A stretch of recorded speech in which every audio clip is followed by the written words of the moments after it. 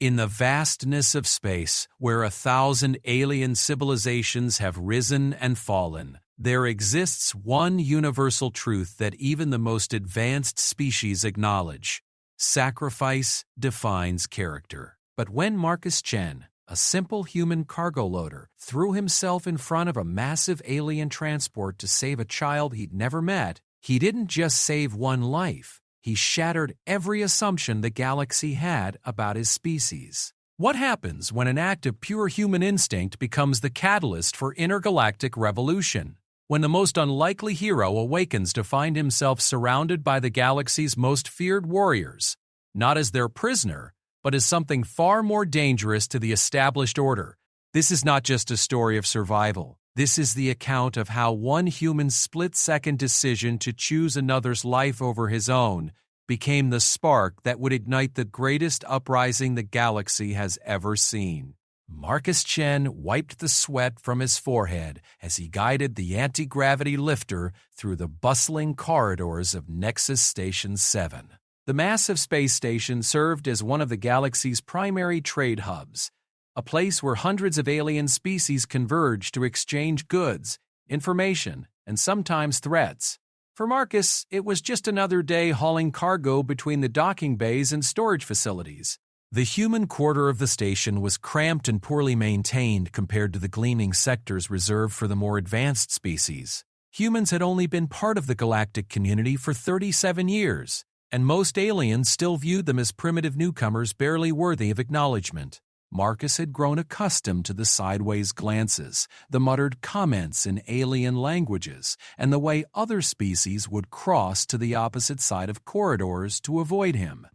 As he maneuvered his lifter around a group of towering Craxian merchants, their 6 arms gesticulating wildly as they negotiated in their clicking language, Marcus caught sight of something that made him pause. A small figure sat alone near the massive viewing port that overlooked the docking bay, tiny legs swinging freely from a bench designed for much larger beings. The child appeared to belong to the Zephyrian species, distinguished by their pale blue skin that seemed to shimmer with an inner light and their large, expressive eyes that held an ancient wisdom despite their youth. This particular child couldn't have been more than 7 or 8 in equivalent human years, though Marcus knew Zephyrian development followed different patterns than human growth.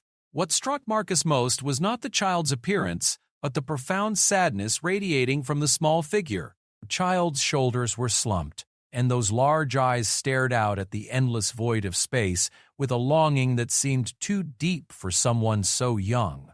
Marcus had seen that expression before, in refugee camps and displacement centers across the galaxy. It was the look of someone who had lost everything. Marcus found himself steering his lifter closer, abandoning his planned route through the station. He had deliveries to make, schedules to keep, but something about the lonely child drew him forward. As he approached, he could see the faint traces of tears on the child's cheeks. Those Zephyrians expressed emotion differently than humans, their tears appearing as small crystalline formations that caught the light from the viewing port. "Hey there," Marcus said softly, bringing his lifter to a gentle stop. He had learned enough galactic standard to communicate with most species, though his accent often marked him as distinctly human. "Are you okay?" The child looked up, startled by the unexpected attention. Those large eyes widened further as they took in Marcus's appearance. Most aliens were either much larger or much smaller than humans, but Marcus's average height and build seemed to fascinate the young Zephyrian. "You are human," the child said in perfect galactic standard, though their voice carried the melodic quality typical of their species. "My mother told me about humans before she died." The simple statement hit Marcus harder than he had expected. He had dealt with loss himself, understood the particular pain of losing family in a universe that often seemed indifferent to individual suffering. Without thinking, he dismounted from his lifter and moved to sit beside the child on the oversized bench. "What did she tell you?" Marcus asked, keeping his voice gentle. The child considered this for a moment, as if weighing whether this strange human could be trusted with precious memories. "She said humans were different from other species, that they felt things more deeply than most. We said that was both their greatest strength and their greatest weakness. Marcus smiled despite the gravity of the conversation. Your mother sounds like she was very wise. She was a healer on our homeworld before the war came, the child continued, seeming grateful to have someone willing to listen. She saved many lives before the hegemony forces arrived. When they burned our cities, she helped evacuate the medical centers. She saved me last of all. The mention of the hegemony made Marcus's blood run cold. The galactic hegemony was a loose alliance of the most powerful alien species, united in their belief that might made right and that lesser species existed only to serve their interests. They had been expanding their territory aggressively, conquering worlds and enslaving populations with ruthless efficiency. Humanity had so far avoided direct confrontation with them, but only because they were considered too insignificant to bother with. "What's your name?" Marcus asked. "Kira," the child replied. "My mother named me after the first star visible from our homeworld each evening. She said it was the Star of Hope." Marcus felt a strange tightness in his chest. This child had lost everything, yet still carried the name of hope. "I'm Marcus, and I think your mother was right about humans, but she might have been wrong about it being a weakness." Before Kira could respond, the station's emergency alarms began blaring throughout the corridors. The piercing sound cut through the normal bustle of activity, causing hundreds of beings to stop and look around in confusion. Marcus had been on Nexus Station 7 long enough to know that emergency alarms meant only one thing: immediate danger to the station itself. The massive display screens throughout the corridor flickered to life, showing the image of Station Commander Vorthak, a imposing Craxian whose multiple arms moved in agitated patterns as he spoke. "All beings are to report to designated emergency shelters immediately. Generative forces have been detected approaching this system. This is not a drill. Repeat, all beings are to report to emergency shelters." The effect was immediate and chaotic. Hundreds of aliens began moving at once, some toward the emergency shelters, others toward the docking bays in hopes of escaping on their own vessels. The carefully maintained order of the station dissolved into barely controlled panic as species that normally coexisted peacefully began pushing and shoving in their desperation to reach safety. Marcus stood up quickly, his mind racing. The emergency shelters were located in the most protected parts of the station, designed to withstand everything short of a direct assault on the station's core. But getting there would mean fighting through crowds of panicked aliens, many of whom were larger and stronger than humans. "Come on, Kira," Marcus said, reaching down to take the child's hand. "We need to get to the shelters." But as they stood, Marcus realized they had a problem. The main corridor leading to the emergency shelters was already packed with fleeing beings, a writhing mass of alien bodies pushing towards safety. Worse, the crowd was beginning to turn violent as desperation overcame civility. Marcus watched in horror as smaller beings were trampled underfoot by larger species intent only on their own survival. There was another route to the shelters, Marcus knew. A service corridor that ran parallel to the main thoroughfares, designed for maintenance crews and cargo operations. It would be longer and more dangerous, as it passed through sections of the station with minimal life support, but it might be their only chance. "This way," Marcus said, lifting Kira onto his shoulders. The child was lighter than he had expected and seemed to trust him completely despite having known him for only a few minutes. They moved quickly toward the service entrance, Marcus using his knowledge of the station's layout to navigate through increasingly chaotic corridors. As they reached the service corridor, Marcus could hear the sound of weapons fire in the distance. The hegemony forces had apparently arrived sooner than expected and were already engaging the station's limited defenses. The service corridor was dark and narrow, lit only by emergency lighting that cast eerie shadows on the walls. They moved quickly through the cramped space, passing junction points and maintenance nodes.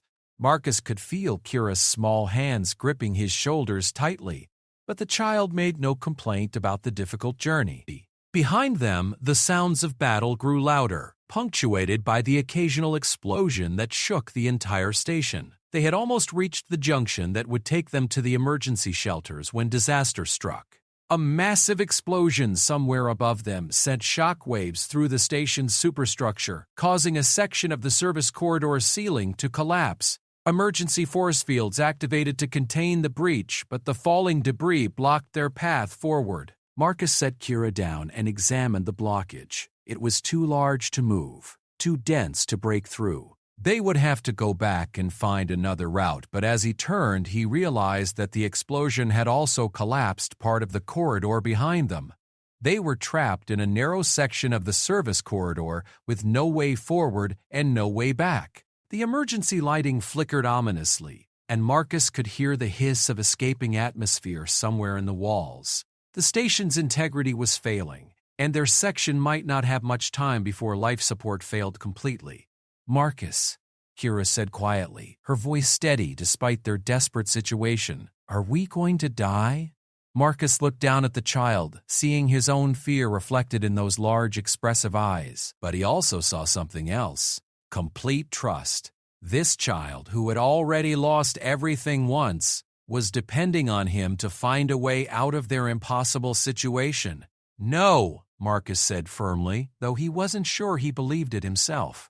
"We're going to find another way." He activated his personal communicator, hoping to reach station security or the emergency coordination center. But the device produced only static. The station's communication systems apparently damaged by the hegemony attack. They were truly on their own. Marcus began examining the walls of the service corridor more carefully, looking for any access panel, emergency hatch, or maintenance opening that might provide an escape route. The corridor was designed to be functional rather than comfortable, with exposed conduits and access panels covering every surface. As he searched, he became aware of a new sound: the rhythmic pounding of heavy footsteps approaching through the service corridor. But the sound was coming from the wrong direction, from a section of the corridor that should have been completely blocked by debris. Marcus realized with growing alarm that someone or something was moving through the collapsed section of the corridor. Given that hegemony forces had boarded the station, there was a very real possibility that they were about to encounter enemy soldiers. "Kira," Marcus whispered, "we need to hide." But as they looked around the narrow corridor, they realized there was nowhere to go. The service corridor was designed for efficiency, not concealment. The approaching footsteps grew louder, accompanied now by what sounded like multiple voices speaking in a language Marcus didn't recognize. The first figure to emerge from the debris was unlike anything Marcus had ever seen. It stood nearly 3 meters tall, covered in what appeared to be organic armor that seemed to shift and flow like living tissue. The being's face was hidden behind a mask that resembled a skull, with glowing red eye slits that scanned the corridor with mechanical precision. Behind the first figure came others, each as imposing and terrifying as the first. These were not ordinary hegemony soldiers.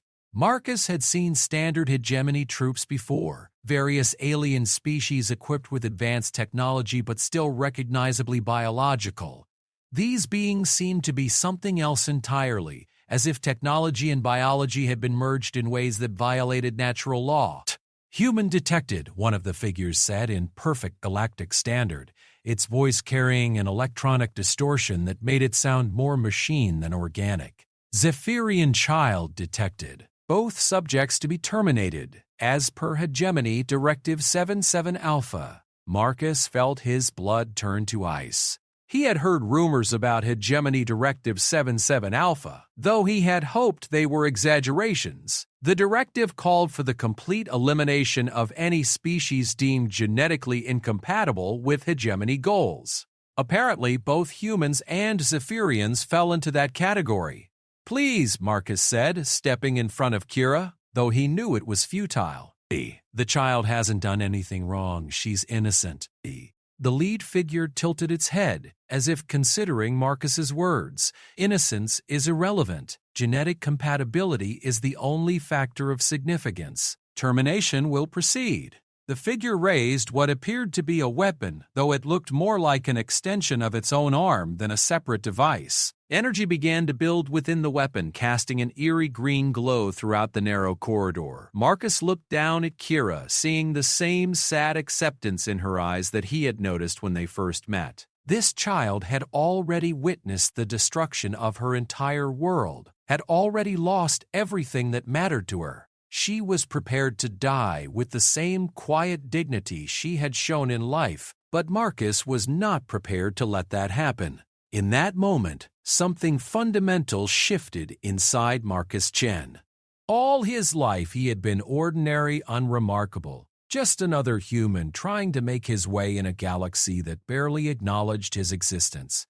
He had never been called to greatness, had never imagined himself capable of heroic acts or noble sacrifices. But looking at Kira, seeing the resignation in her eyes, Marcus discovered something about himself that he had never known was there. He discovered that there were some things worth dying for, some lines that could not be crossed, some innocents who must be protected regardless of the cost. As the hegemony soldier prepared to fire, Marcus made a decision that would change everything. He grabbed Kira and shoved her behind him, placing his own body between the child and the weapon. He spread his arms wide, making himself as large a target as possible, ensuring that any shot aimed at Kira would have to go through him first. "You want to kill innocents?" Marcus said, his voice steady despite the terror coursing through him.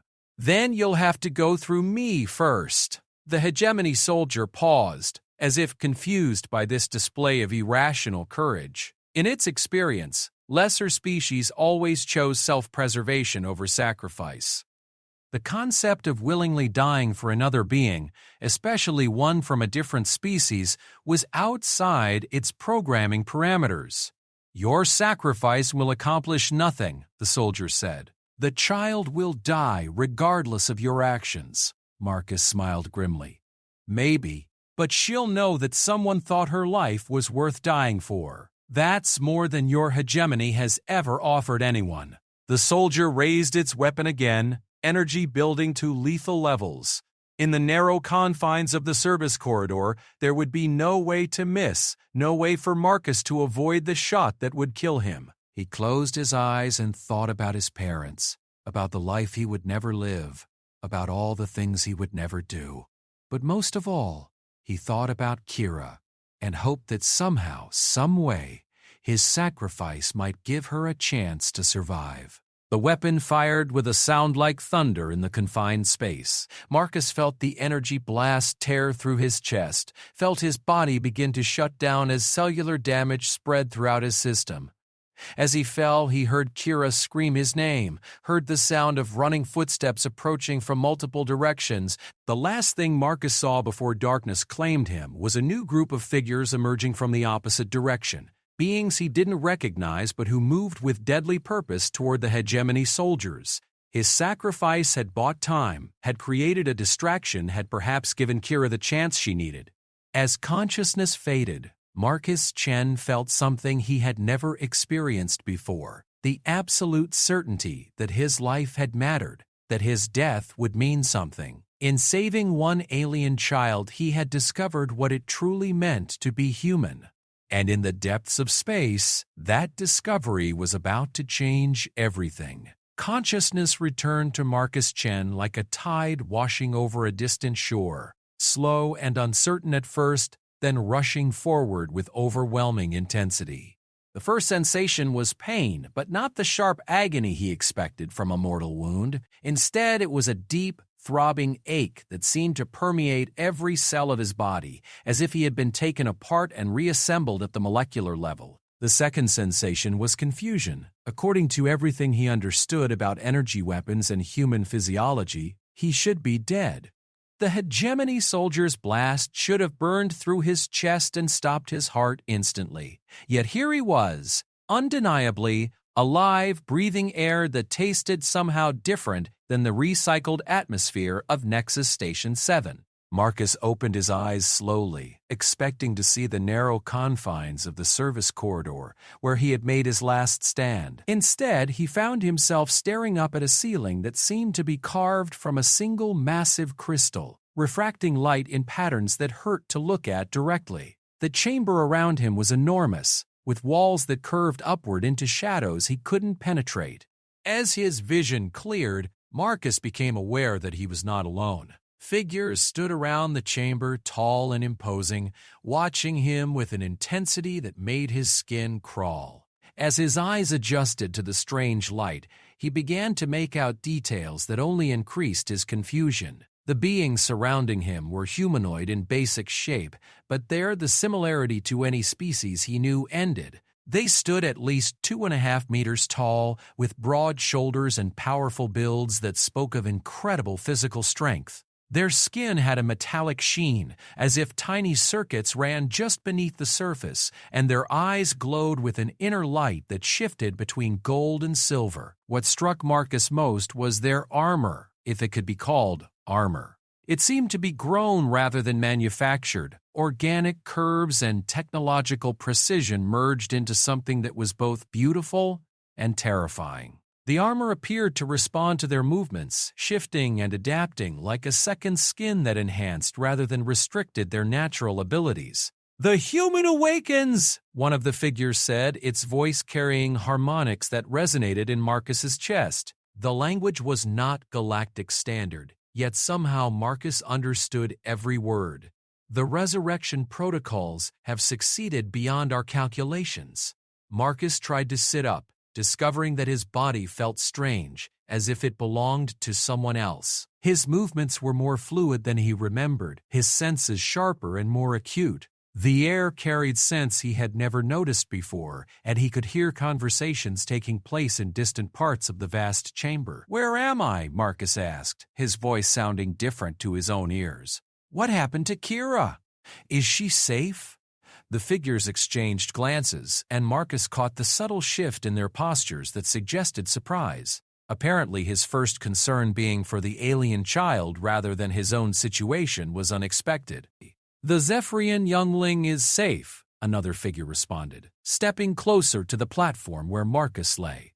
This one appeared to be female, though the distinctions were subtle and alien. "She is being cared for in the sanctuary chambers. Your sacrifice bought the time necessary for our forces to extract both of you from the station." Marcus felt a wave of relief so powerful it left him momentarily dizzy. Kira was alive! His death had not been in vain. But that raised another question that made his head spin. "My death?" Marcus said, looking down at his chest where the energy blast had struck him. His shirt had been removed, and where he expected to see a fatal wound, he found only smooth, unmarked skin. But the skin itself looked different, with the same subtle metallic sheen he had noticed on his mysterious rescuers. "You did die, Marcus Chen," the female figure said, her voice carrying what might have been sympathy. "Your sacrifice was witnessed by our scout teams, transmitted to our commanders, and deemed worthy of the highest honor we can bestow. You have been granted resurrection and integration into the vanguard." Marcus stared at her, trying to process words that seemed to rearrange reality around him. "Resurrection?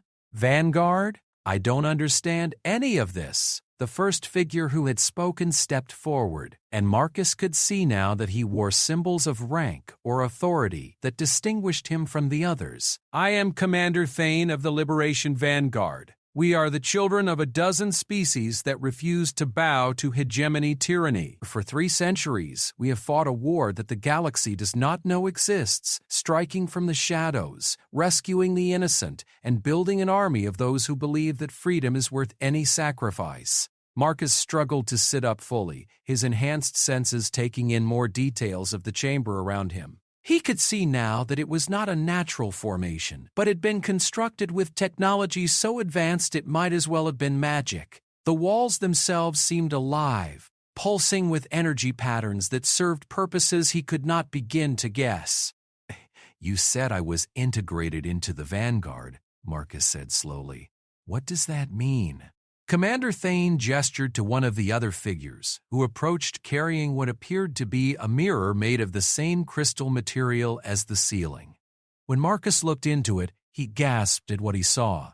His reflection showed a face he recognized as his own, but transformed. His eyes now carried the same golden glow he had seen in the others, and his skin had the subtle metallic sheen that marked him as something more than baseline human. He looked stronger, more vital, as if every imperfection had been corrected and every weakness eliminated. The integration process combines the subject's original biology with Vanguard enhancement technology, the commander explained. Your human consciousness, memories, and personality remain intact, but your physical capabilities have been elevated to match those of a Vanguard warrior. You are faster, stronger, and more resilient than any baseline human. Your lifespan has been extended by several centuries, and your body can adapt to environments that would kill unenhanced beings. Marcus touched his face, feeling the strange new texture of his skin. Why? Why would you do this for me? I'm nobody special. Just a cargo handler who made one impulsive decision. That decision, said another Vanguard warrior, stepping out of the shadows, was recorded and transmitted across our entire network within hours. Do you understand what you did, Marcus Chen? You are the first human to willingly sacrifice his life for an alien being with no expectation of reward or recognition. In 300 years of warfare against the hegemony, we have seen thousands of acts of courage, but yours was unique. The warrior paused, and Marcus could sense the weight of history in his words. The hegemony's greatest weapon is not their technology or their numbers. It is the belief they have fostered that each species must look out only for itself, that cooperation between different forms of life is impossible. They have built an empire on the foundation of mutual distrust and fear. Commander Thane took up the explanation. Your sacrifice shattered that foundation in a single moment, a human dying for a Zephyrian child, without hesitation, without calculation, purely because it was the right thing to do. That action has already begun to ripple through the underground networks. Species that have never cooperated are beginning to question the hegemony's fundamental assumptions. Marcus felt overwhelmed by the implications. You're saying that saving Kira somehow matters to your entire war effort? We are saying, the female warrior interjected, that your sacrifice has given us something we have fought for 3 centuries to achieve, proof that the hegemony is wrong about the nature of life in this galaxy, proof that beings from different species can care for each other, can choose love over fear, can build something better than the tyranny they offer. Marcus stood up from the platform, marveling at how natural his enhanced body felt.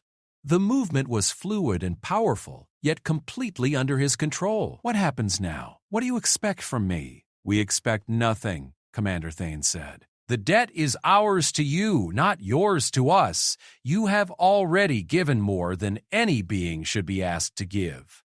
But we hope that you might choose to join us, to help us build the galaxy that your sacrifice proved was possible. Marcus looked around the chamber, taking in the faces of beings who had clearly seen the worst the galaxy had to offer, yet still fought for something better. Can I see Kira first, before I make any decisions? The female warrior smiled, the first truly human expression Marcus had seen from any of them. She has been asking about you constantly since we brought you both aboard our ship. We told her you were healing, but I think she will be relieved to see you walking and talking again. They led Marcus through corridors that defied conventional architecture, spaces that seemed to bend and flow around them as they walked. The ship itself appeared to be a hybrid of organic and technological elements, walls that breathed and floors that responded to their footsteps with subtle shifts in texture and temperature. As they walked, Commander Thane explained more about the Liberation Vanguard and their hidden war against the hegemony. We are not an army in the traditional sense, he said. We are a network of resistance cells, safe houses, and strike teams spread across the galaxy. Our membership includes refugees from every species the hegemony has attempted to subjugate, enhanced with technology that allows us to strike where conventional forces cannot. Where does this technology come from? Marcus asked, genuinely curious about the miraculous enhancements that had brought him back from death. From the builders, the female warrior answered. Diagram. Diagram species. An ancient species that transcended physical existence eons ago. They left behind caches of technology for those who would fight against tyranny and oppression. We have spent centuries learning to use their gifts, becoming something new in the process. They arrived at a chamber that felt completely different from the crystalline spaces Marcus had seen before. This room was warm and welcoming, with soft lighting and surfaces that seemed designed for comfort rather than function. In the center of the room, sitting on a cushion designed for her smaller frame, was Kira. The young Zephyrian looked up as they entered, and her large eyes widened with joy and relief. "Marcus!" she cried, running toward him with her arms outstretched. Marcus knelt down to catch her, surprised by how easily his enhanced reflexes tracked her movement and adjusted his position. When she threw her arms around his neck, he was careful to control his new strength, embracing her gently despite the powerful emotions coursing through him. "I thought you died," Kira whispered against his shoulder. "I saw the light hit you, saw you fall. But these warriors said you would come back." "I did die," Marcus said softly, holding the child who had been worth dying for. "But apparently some stories get to have happy endings after all." Kira pulled back to look at his face, noticing immediately the changes in his appearance. "Your eyes are different," she said with childish directness. "They glow like theirs do. A lot of things about me are different now," Marcus admitted, "but the important things haven't changed. I'm still the person who met you on the station, still the person who cares about what happens to you. The warriors told me about their fight against the hegemony," Kira said, her voice becoming serious despite her youth. "They told me that what we did together might help them save other children like me, other families like mine." Marcus looked into her eyes and saw an understanding that seemed too mature for her age, but which he recognized as the wisdom that came from loss and survival. "What do you think about that?" "I think my mother would have wanted me to help if I could," Kira said simply. "She always said that healing was not just about fixing bodies, but about fixing the things that hurt people's spirits too. Maybe we could help heal the hurt the hegemony has caused." Marcus felt something settle into place inside him, a sense of purpose that was both familiar and completely new. All his life he had been adrift, working jobs that paid the bills but never seemed to matter in any larger sense. Now, faced with the opportunity to be part of something genuinely important, he discovered that the choice was easier than he had expected. "Commander," Marcus said, looking up at Thane and the other Vanguard warriors, "what would joining you actually involve? What would you need me to do?" "Your role would be unique," Commander Thane explained. "Your human perspective combined with your enhancement and your proven capacity for selfless action would make you valuable in ways we are still discovering. Initially, we would like you to help us understand humanity better. Your species has only recently joined the galactic community, and the hegemony has not yet decided whether humans represent a threat worth eliminating." The female warrior stepped forward.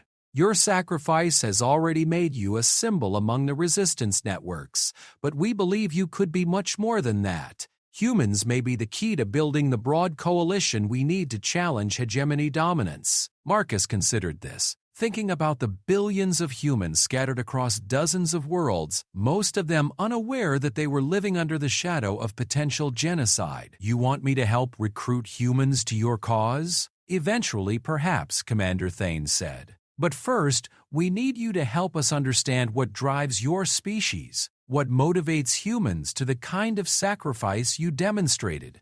If we can understand that, we might be able to inspire the same spirit in other species." Marcus looked down at Kira, who was watching the conversation with intense interest. "And Kira, what happens to her?" "She stays with us, if she chooses," the commander replied.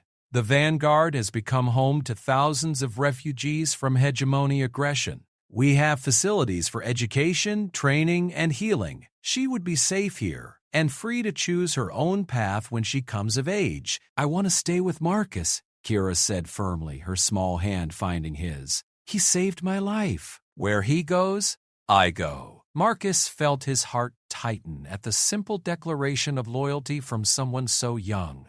"Kira, you don't have to," Yes, I do, she interrupted with the stubbornness that seemed universal among children. My mother told me that when someone saves your life, you owe them a debt that can only be repaid by living that life well. I want to live well, Marcus. I want to help you help others the way you helped me.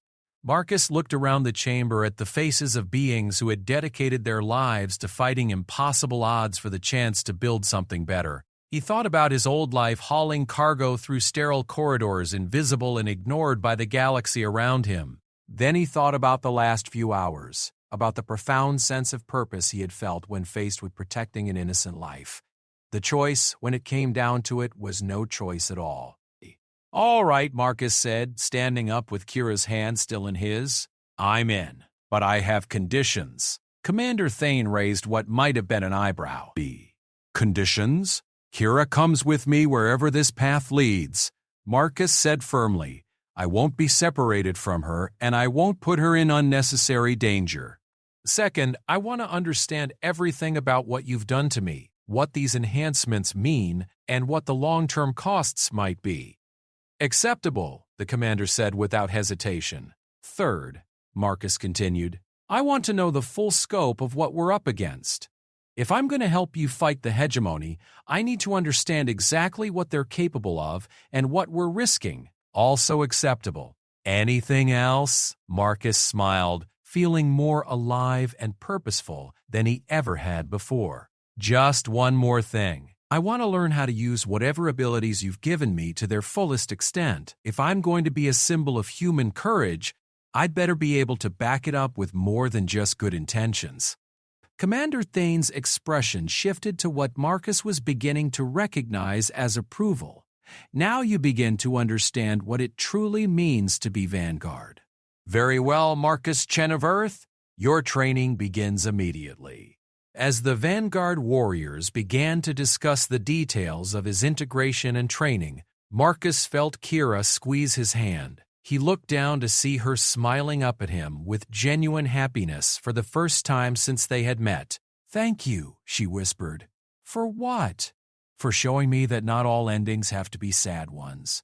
Marcus squeezed her hand back, looking out through the chamber's viewing port at the stars streaming past. Somewhere out there, the hegemony continued its relentless expansion, crushing species and destroying civilizations in its march toward total dominance.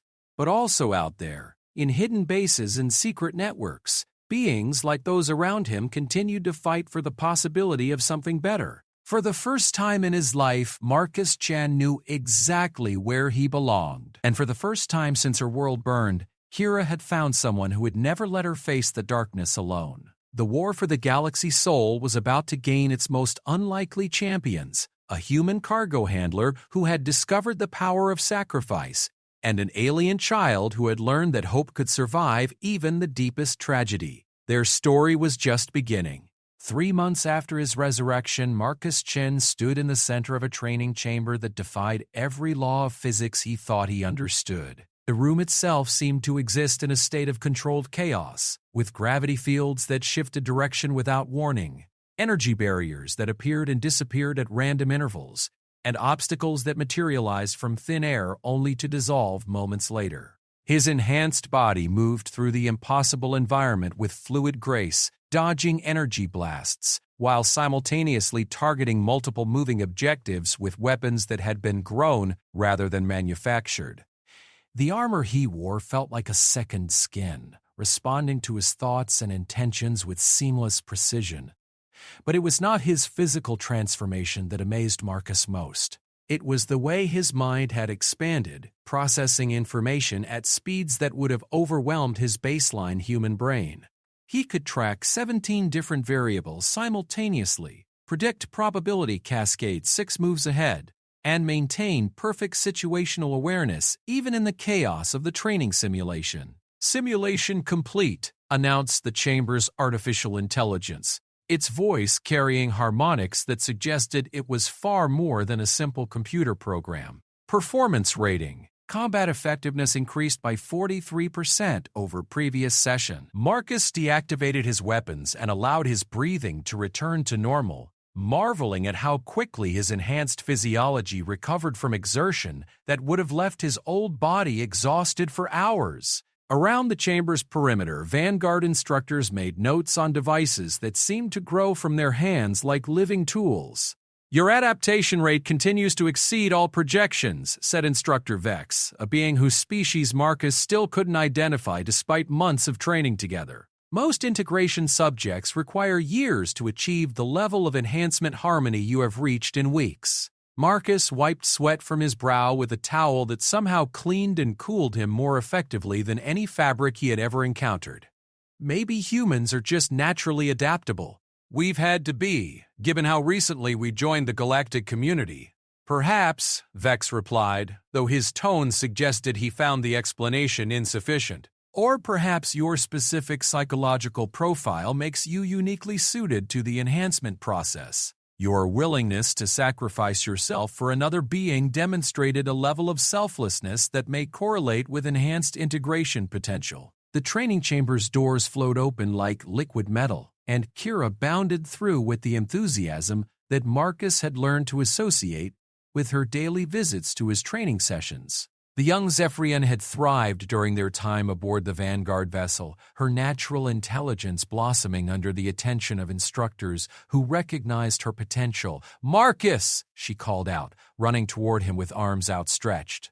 "Guess what I learned today?" Marcus caught her easily, his enhanced reflexes making the motion effortless. "What did you learn, little star?" Kira's face scrunched up in concentration as she prepared to share her latest discovery. "Teacher Moran showed me how the ship's navigation systems work. Did you know that we can travel between stars by folding space itself? It's like taking a piece of fabric and bringing two distant points together so you can step from one to the other." "That's amazing," Marcus said, setting her down gently. "Are you thinking about becoming a navigator when you grow up?" "Maybe," Kira said thoughtfully. "Or maybe I'll be a healer like my mother was. Teacher Miran says the Vanguard could use healers who understand both biological and technological systems. She says I have the right kind of mind for it." Marcus felt a familiar tightness in his chest at the mention of Kira's mother. The child spoke of her deceased parent easily now, without the crushing sadness that had characterized their first meeting. But Marcus knew the loss would always be a part of who she was. In some ways, that seemed healthy. The memory of her mother's sacrifice had become a source of strength rather than only pain. "Speaking of teachers," Instructor Vex interjected, "Commander Thane has requested your presence in the Strategic Planning Center. There have been developments that require your input." Marcus nodded, though he felt a familiar unease whenever he was called to the command levels of the ship. The Strategic Planning Center was where the Vanguard's leadership made decisions that affected the lives of millions of beings across the galaxy. The idea that his input was valued in such discussions still seemed surreal. "Can Kira come with me?" Marcus asked. "The commander specifically requested her presence as well," Vex replied, his expression unreadable behind the subtle energy field that served his species in place of conventional facial features. Marcus and Kira made their way through the ship's flowing corridors, their path taking them past chambers and facilities that still amazed Marcus with their impossible blend of organic and technological elements. They passed the medical bays where Vanguard healers work to repair both physical and psychological damage inflicted by hegemony forces, the research laboratories where captured hegemony technology was studied and countered, and the communication centers where messages were sent to resistant cells across the galaxy using transmission methods that left no trace. The Strategic Planning Center occupied the heart of the ship, a vast spherical chamber where holographic displays showed real-time intelligence from across known space. As Marcus and Kira entered, they could see three-dimensional maps depicting star systems, trade routes, and military positions with detail that spoke of an intelligence network far more sophisticated than anything the galactic governments officially possessed. Commander Thane stood in the center of the chamber, his attention focused on a display showing the hegemony's latest expansion activities. Around him, other Vanguard leaders studied similar displays, their enhanced minds processing information streams that would overwhelm baseline beings. "Marcus, Kira," the commander said without turning around, "thank you for coming. We have received intelligence that requires immediate action, and your perspectives may be crucial to our response. Marcus moved closer to the central display, Kira staying close beside him. The holographic projection showed a star system he didn't recognize, with multiple planets orbiting a yellow star similar to Earth's sun. One of the planets was highlighted in red, with indicators suggesting massive population centers and industrial activity. The Talaris system, Commander Thane explained, finally turning to face them. Home to over 3 billion beings representing 4 different species. According to our intelligence sources, the hegemony has issued an ultimatum to the Talaris government: submit to hegemony rule within 72 hours or face complete orbital bombardment. Marcus felt his enhanced heart rate accelerate as the implications sank in. 3 billion people. The hegemony is willing to commit genocide on that scale. The hegemony has done so before, another Vanguard leader interjected, her voice carrying the weight of personal experience. The Mordain system, the Zelix colonies, the Kryn homeworld. When faced with resistance, they prefer to make examples that discourage others from defying them. Kira spoke up, her young voice cutting through the grim atmosphere of the chamber. Can't we stop them? Can't we save those people the way you saved us? Commander Thane knelt down to meet Kira's eyes, his expression gentle despite the gravity of the situation. We can try, little one. But the scale of the operation would be unlike anything the Vanguard has ever attempted. We would need to coordinate simultaneous strikes across multiple star systems, deploy resources we have been saving for years, and accept losses that could cripple our organization. Marcus studied the tactical displays more carefully, his enhanced mind processing the strategic implications faster than he would have thought possible. What would success look like? Even if we somehow prevented the bombardment, the hegemony would just return with greater force. True, the commander agreed, standing and activating additional display screens, which is why we are not planning a conventional intervention. Instead, we propose to use the Talaris crisis as the catalyst for something we have been preparing for decades, the Great Awakening. New displays materialized around the chamber, showing communication networks, hidden bases, and sleeper cells scattered across hundreds of star systems. Marcus realized he was looking at the true scope of the Liberation Vanguard for the first time, a network so vast and sophisticated that it dwarfed anything he had imagined. For 3 centuries, we have been building connections between oppressed peoples across the galaxy, Commander Thane explained. Species that have never trusted each other have learned to cooperate through our mediation. Resistance movements that have fought alone have been secretly linked and coordinated. We have been waiting for the right moment, the right catalyst, to reveal the truth that the hegemony fears most. What truth? Marcus asked, though he suspected he already knew the answer. That they are not invincible, Kira said softly, her intuitive understanding of the situation impressive, even by Vanguard standards. That people who work together can be stronger than people who rule through fear. Commander Thane smiled, the expression transforming his normally stern features. Exactly. The hegemony's power rests on the belief that resistance is futile, that cooperation between different species is impossible, and that their technological superiority makes them untouchable. We have spent centuries proving that all of these assumptions are false. Additional Vanguard leaders entered the chamber, some appearing in person, while others manifested as holographic projections from distant locations. Marcus recognized the signs of a major operation being coordinated across the galaxy. Resources and personnel being moved into position for something unprecedented. The plan is elegant in its simplicity, Commander Thane continued. When the hegemony moves to destroy Talaris, we will not only defend that system, but simultaneously reveal Vanguard forces in 100 other locations. For the first time, the galaxy will see that the hegemony faces organized opposition on a scale they never imagined possible. Marcus felt a chill of excitement and terror at the implications. You're talking about open war. No more hiding, no more secret operations. You're ready to challenge the hegemony directly. We are, the commander confirmed. But success will require something we have never needed before. Symbols that can unite beings from across the galaxy. Heroes whose stories can inspire courage in the face of overwhelming odds. The chamber fell silent as Marcus realized where the conversation was heading. He looked around at the faces of beings who had fought impossible odds for centuries, all of them now focused on him with expectations that felt crushing in their intensity. "You want me to be one of those symbols?" Marcus said, his voice barely above a whisper. "You already are," replied Instructor Vex, who had apparently followed them to the strategic center. "Your sacrifice on Nexus Station 7 has become legend among the resistance networks. There are songs being sung about the human who died for an alien child, stories being told in languages you have never heard of. Your name has become synonymous with the possibility of cooperation between species." Marcus looked down at Kira, who was watching him with complete trust and confidence.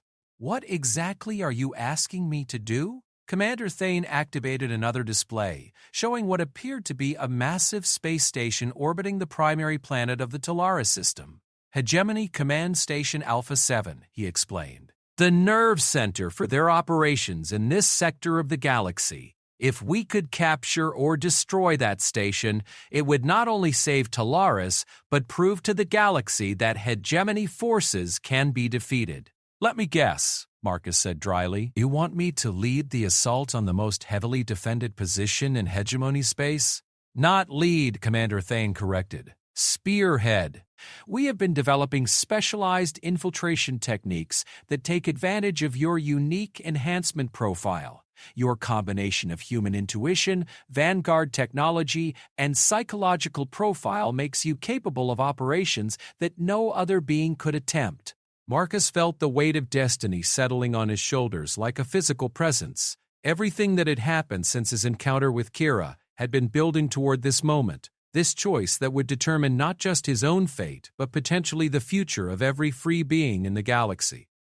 "There's something else," Commander Thane said, his voice becoming even more serious. "Our intelligence suggests that the hegemony is developing new weapons, technologies that could make their current advantage even more overwhelming. If those weapons become operational, the resistance movement may not survive long enough to mount effective opposition." "What kind of weapons?" Marcus asked, though he was beginning to suspect he didn't want to know the answer. "Consciousness suppression fields," another Vanguard leader answered, her voice carrying notes of barely controlled horror. "Technology that can strip away free will itself, turning any being into an extension of hegemony control. They have been testing it on prisoner populations with complete success." Marcus felt something cold settle in his stomach. The implications were staggering. An enemy that could not only kill its opponents but turn them into willing slaves was beyond conventional resistance. "How do we fight something like that?" "We don't know yet," Commander Thane admitted. "But we believe the answer lies in understanding the technologies the builders left behind. The same enhancement process that saved your life may be the key to developing countermeasures against hegemony consciousness control." "Which brings us back to the mission," Marcus said, beginning to understand the full scope of what they were proposing. "You need me to infiltrate the command station not just to save Talaris, but to gather intelligence on these new weapons." "Precisely." And Marcus, the commander, paused, his expression becoming even more grave. "You should understand that this mission will almost certainly be one way. Even with our most advanced technology and careful planning, the probability of survival is less than 15%. Marcus looked around the chamber at the faces of beings who had dedicated their lives to fighting for freedom. Beings who had watched their own worlds burn and still chose to resist rather than submit. Then he looked down at Kira, whose large eyes held a wisdom far beyond her years.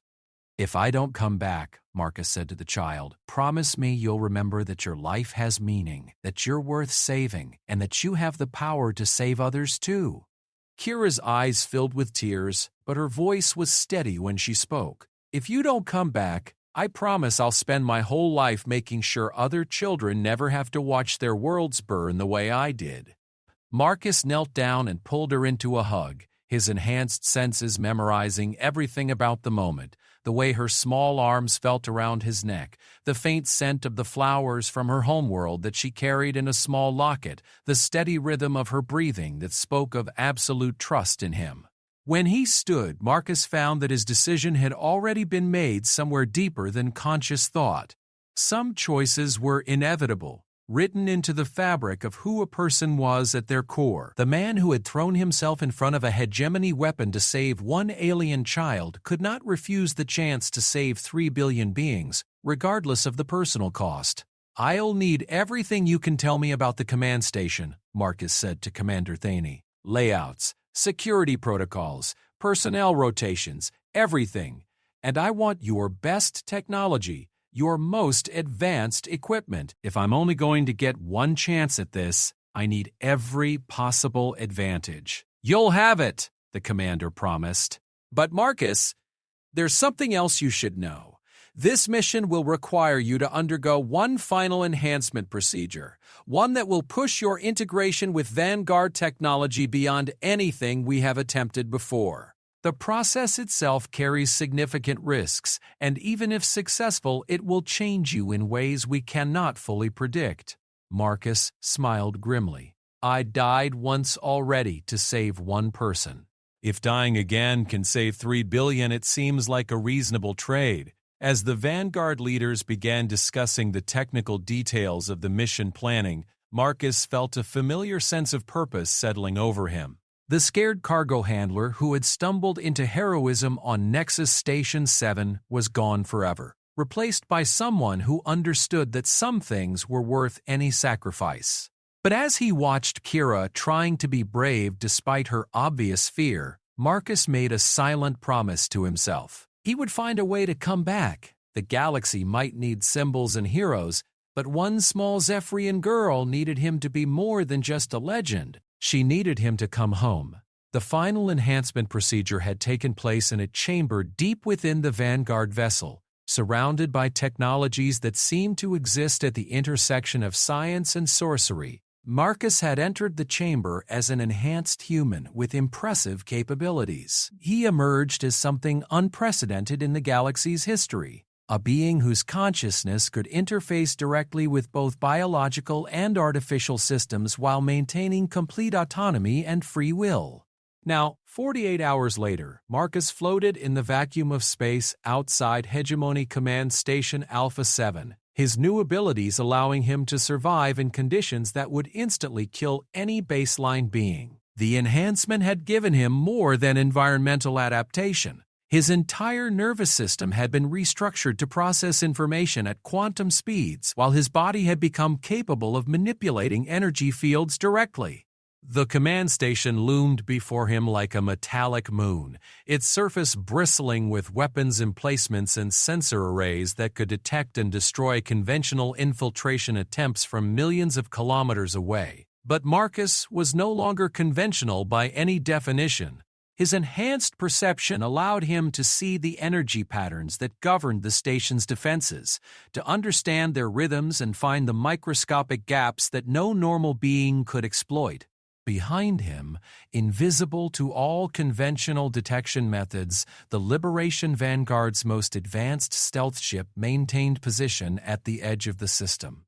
Aboard that vessel, Kira waited with Commander Thane and the other leaders, monitoring Marcus's vital signs through quantum-entangled biosensors that connected them despite the vast distance. Marcus activated his personal communication system. His voice transmitted through channels that bypassed normal space-time entirely. "Ghost 1 to base. I'm beginning infiltration approach. All systems are functioning within normal parameters." "Copy that, Ghost 1," came Commander Thane's voice, carrying clearly despite the impossible distances involved. "Remember, your primary objective is intelligence gathering. The location and capabilities of the consciousness suppression technology take priority over everything else." "Understood," Marcus replied, though his mind was already focused on the complex calculations required for what he was about to attempt. Beginning Phase 1 insertion. Marcus extended his consciousness outward, feeling for the quantum fluctuations that governed the station's defensive grids. The enhancement had given him abilities that even the Vanguard scientists didn't fully understand. capacities that seemed to bridge the gap between consciousness and the fundamental forces of the universe. He could feel the station's electronic nervous system like a living thing, could sense the patterns of information flow that kept its systems operational. Slowly, carefully, Marcus began to synchronize his own quantum signature with the station's defensive frequencies. It was like trying to match the rhythm of a heartbeat while that heart was actively trying to reject any foreign presence. One miscalculation, one moment of lost concentration, and the station's weapons would reduce him to constituent atoms before he could react. But Marcus had advantages beyond his enhancement. His human intuition, combined with months of training and the desperate determination to complete his mission, allowed him to find patterns that pure logic might have missed. He slipped through the defensive grid like a ghost, his passage leaving no trace that conventional sensors could detect. The station's outer hull was a marvel of hegemony engineering, designed to withstand everything from asteroid impacts to direct assault by capital ship weapons.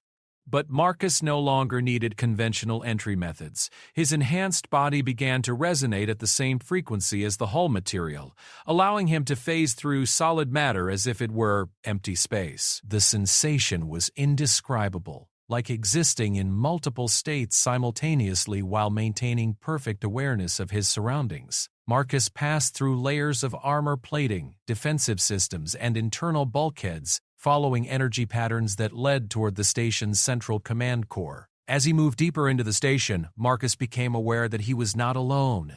The corridors teemed with hegemony personnel representing dozens of species, all moving with the purposeful efficiency of beings serving a cause they believed in absolutely. But there was something wrong with their behavior patterns, something that made Marcus's enhanced senses recoil in instinctive revulsion. Every being he observed moved with identical precision, spoke in identical patterns, and responded to stimuli with reactions so uniform they seemed programmed. Even allowing for military discipline and species-specific behavior traits, the level of conformity was deeply unsettling. It was as if individual personality had been surgically removed from every person on the station. Marcus realized he was seeing the effects of the consciousness suppression technology in action. These beings weren't just following orders, they had been stripped of the capacity for independent thought. They were living extensions of hegemony will, biological machines operating with artificial purpose. The implications were staggering. If the hegemony could deploy this technology on a galactic scale, resistance would become literally impossible. There would be no rebels, no underground movements, no hope of liberation. Every being in the galaxy would become part of a single vast consciousness controlled by hegemony leadership. Marcus continued deeper into the station, following energy signatures that his enhanced senses identified as the primary consciousness suppression broadcast array. The technology appeared to be based on quantum field manipulation, using principles that seemed to violate several fundamental laws of physics. As he studied the patterns, Marcus began to understand why the builder's enhancement technology might be the key to developing countermeasures. His own consciousness operated on quantum levels that should have been impossible for any biological being to access. The enhancement hadn't just made him stronger or faster, it had fundamentally altered the nature of his existence in ways that made him immune to the suppression fields. His free will remained intact because it operated through mechanisms that the hegemony technology couldn't access or control. The central command core was located in the station's most heavily defended section, surrounded by layers of security that would have stopped any conventional infiltrator. But Marcus had moved beyond conventional limitations. He phased through the final barriers and found himself in a vast chamber that served as the nerve center for hegemony operations across multiple star systems. The chamber was dominated by a massive holographic display that showed real-time tactical information for hundreds of ongoing military operations. Marcus could see the deployment patterns for the fleet that was preparing to destroy Talaris, could identify the command codes that would trigger the orbital bombardment, and could access the communication networks that linked this station to hegemony forces across the galaxy. But what captured his attention was a smaller display showing the consciousness suppression project's operational status. According to the data, the technology was still in testing phases, with successful trials conducted on isolated populations but full deployment still months away. More importantly, the display indicated that the suppression fields had a critical vulnerability. They required continuous broadcast from centralized emitters to maintain effectiveness. Marcus began downloading the technical specifications through his enhanced neural interface, storing information that could prove crucial to the Resistance's survival. But as he worked, he became aware of a presence behind him that made his quantum-enhanced senses scream warnings. "Dude." "Fascinating," said a voice that carried harmonics Marcus had never heard before. "A being that exists partially outside normal space-time, yet maintains biological coherence. You must be the human that our intelligence reports have been discussing." Marcus turned to find himself facing something that challenged his understanding of what constituted life. The being before him appeared to be constructed from living metal that flowed like liquid while maintaining solid form. Its face was beautiful and terrible, with features that shifted between different species configurations as if trying to decide what form would be most effective for communication. "I am Hegemon Prime," the being continued, its voice now carrying undertones that seemed designed to inspire both awe and terror. "I am the consciousness that guides hegemony policy across the galaxy, and you, Marcus Chen of Earth, are an anomaly that requires immediate resolution." Marcus felt his enhanced combat systems activate automatically, his body preparing for a confrontation that his rational mind knew he could not win. This was not just any hegemony leader. This was the apex consciousness that controlled their entire civilization, a being whose capabilities were beyond anything the Vanguard had imagined. "Your species interests me," Hegemon Prime said, its form shifting to something more recognizably humanoid. "Humans possess qualities that we have found in no other biological entity: the capacity for genuine sacrifice without external compulsion. This trait makes you uniquely resistant to consciousness suppression while simultaneously making you valuable for our purposes." "Let me guess," Marcus said, his voice steady despite the fear coursing through his enhanced nervous system. "You want to study me, to figure out how to suppress human consciousness." "Quite the opposite," Hegemon Prime replied, its tone carrying what might have been amusement. "We want to recruit you. The hegemony has been observing humanity since your species achieved interstellar capability. Your capacity for sacrifice, when properly directed, could make you the most effective agents of order the galaxy has ever seen." Marcus felt his blood run cold as the full implications sank in. "You want to turn humans into your enforcers? We want to offer your species a choice." Hegemon Prime corrected. "Join us willingly, retain your independence and natural capabilities, and help us bring order to a chaotic galaxy. Your unique traits would make you natural leaders within our hierarchy, beings capable of inspiring loyalty and cooperation that our consciousness suppression technology cannot achieve. And if we refuse," Hegemon Prime's expression became unreadable, "then humanity will be classified as a Class Alpha threat and subjected to immediate extinction protocols. Your homeworld will be sterilized, your colonies will be destroyed, and your species will become a footnote in galactic history." Marcus realized that this conversation was not a coincidence. Hegemon Prime had been waiting for him, had known about his mission, and allowed him to penetrate the station's defenses. The entire scenario had been designed to force this exact confrontation. "You let me get this far," Marcus said, understanding flooding through him. "You wanted me to see the consciousness suppression technology. Wanted me to understand what you're capable of." "Correct," Hegemon Prime confirmed. "We wanted you to understand the choice your species faces. You have seen the fate that awaits beings who resist our expansion. You have also seen the efficiency that results from proper consciousness integration. Now we offer you a third option, willing cooperation that preserves your species' essential nature while harnessing your capabilities for the greater good." Marcus looked around the command center, taking in the displays showing hegemony operations across the galaxy. Billions of beings living under their control, entire civilizations reduced to extensions of a single will. But also he realized a stability and order that had ended countless wars and conflicts that had plagued the galaxy for millennia.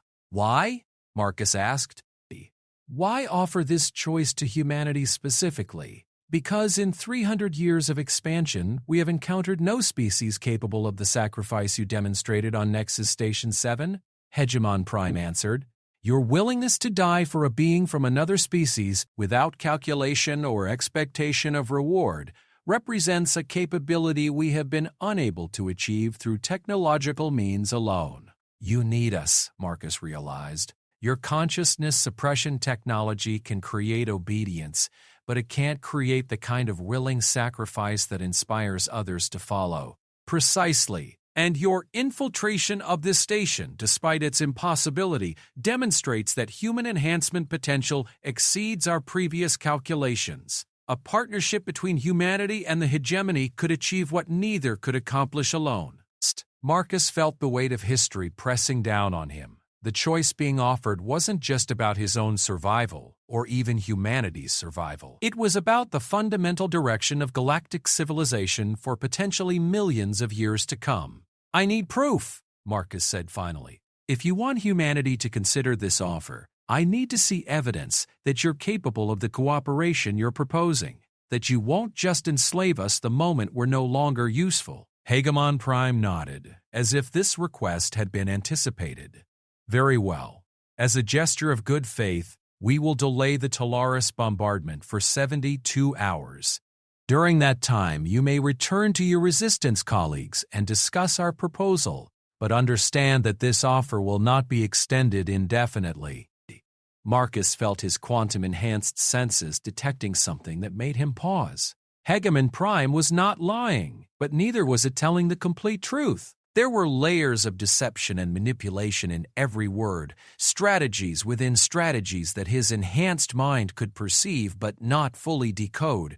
And if I refuse to carry your message, Marcus asked, then you will not leave this station alive, and humanity will face extinction without ever knowing that an alternative was possible, Hegemon Prime replied without hesitation.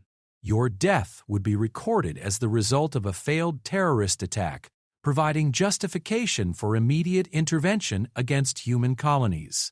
Marcus realized that his mission had fundamentally changed. He had come here to gather intelligence and disrupt hegemony operations.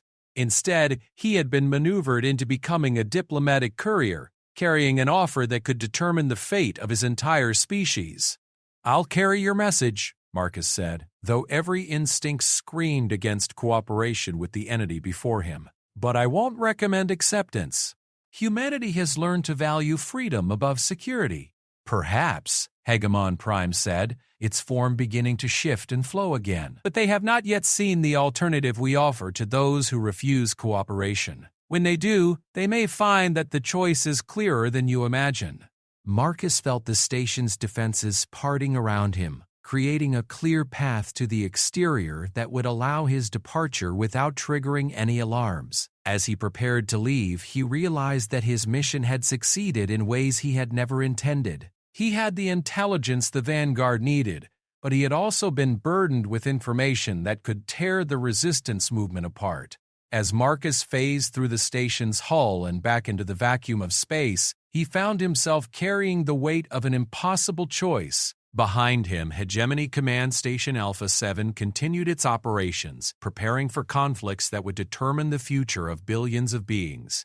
Ahead of him, the Vanguard vessel waited with Kira aboard, trusting him to return with information that could save the galaxy. But Marcus no longer knew whether salvation lay in resistance or surrender, in fighting the darkness or accepting a different kind of light. The universe had become more complex than heroes and villains, more nuanced than freedom and oppression, and Marcus Chen, the cargo handler who had become a symbol of hope, now faced the terrible burden of deciding what hope actually meant. Marcus materialized aboard the Vanguard vessel like a ghost stepping through the walls of reality itself, his quantum-enhanced form solidifying in the center of the strategic planning chamber. The assembled leaders turned toward him with expressions of relief and anticipation, but their joy at his successful return faded quickly when they saw the weight of terrible knowledge in his glowing eyes. Kira ran toward him without hesitation, throwing her arms around him with the desperate relief of someone who had been trying not to think about the possibility that he might never come back.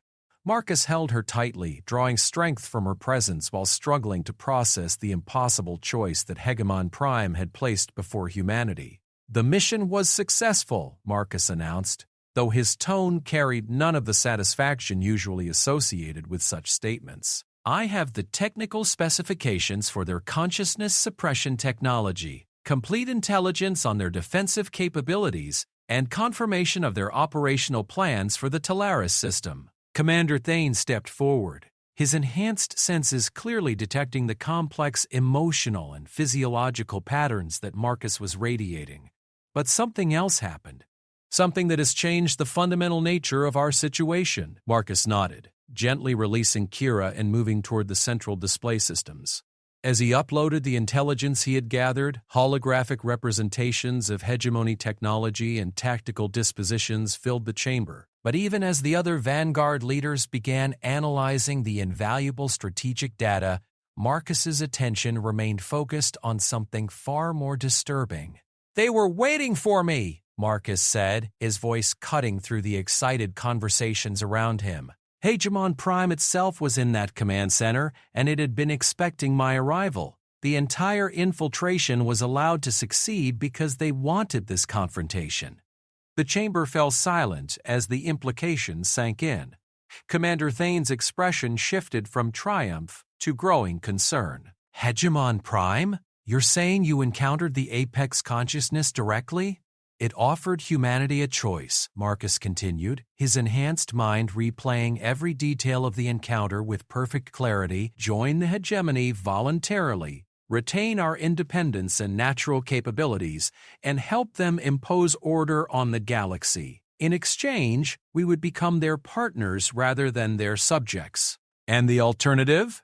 Asked Instructor Vex, though his tone suggested he already knew the answer. Complete extinction.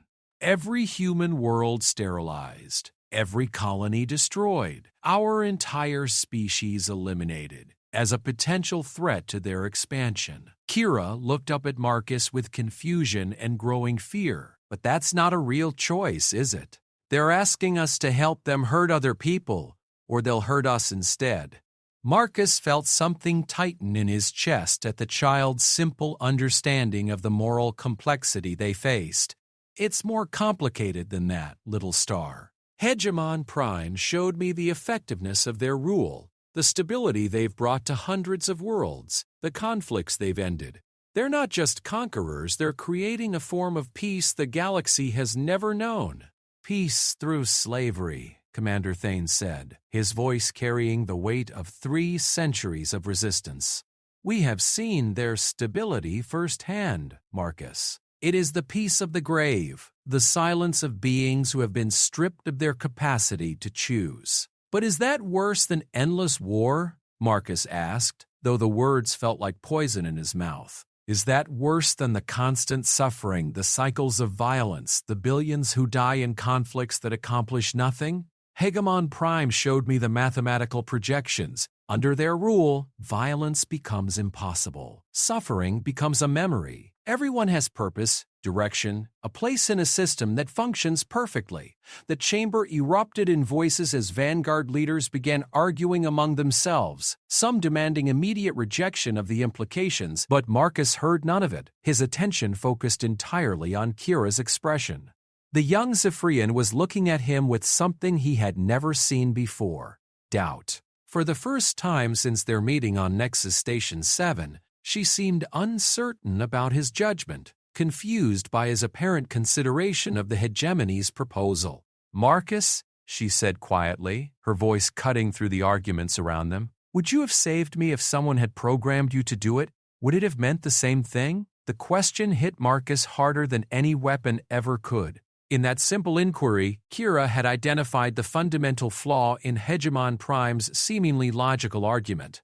The value of his sacrifice had not been in its outcome alone, but in the choice to make it, in the conscious decision to value another life above his own. No, Marcus said, his voice barely above a whisper. It wouldn't have meant the same thing at all. Kira nodded solemnly. Then how can peace mean anything if nobody chooses it?